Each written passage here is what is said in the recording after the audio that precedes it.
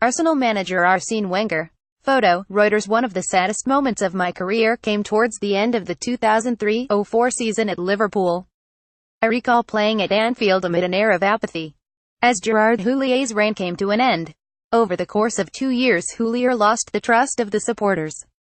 For a while there had been some anger. There was a home FA Cup tie with Portsmouth earlier that season when Anfield was 10,000 short of its usual capacity, and every managerial decision seemed to be met with a chorus of disapproval.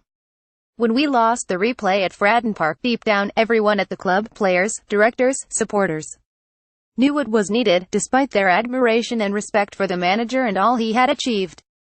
No one running the club ever came out and said they would be replacing the manager before the start of the following season, but there were no messages of support, and I recall chatting to assistant Phil Thompson about whether Houllier had been reassured of his position. "The silence is deafening," we agreed. What Liverpool tried to oversee was a respectful separation. Everyone working at the club loved Houllier for what he had done during his time at Anfield, winning trophies, getting us back into the Champions League, restoring prestigious European nights.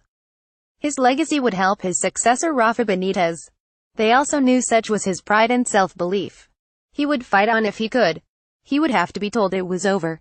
By May there was a growing realization the end was indeed coming. As players we could sense it, and results were not too bad. Anfield was full and we ended that season well enough to qualify for the Champions League, including a vital win at Manchester United.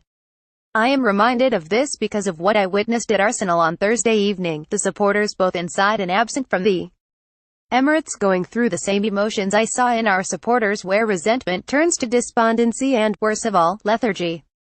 The difference, of course, is there is no guidance from the Arsenal board about their intentions at the end of the season.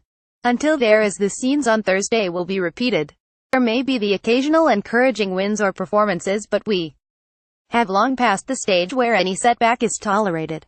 The Arsenal board may feel they are helping the greatest manager in the club's history, one of the greatest of all time, by leaving him exposed in this way.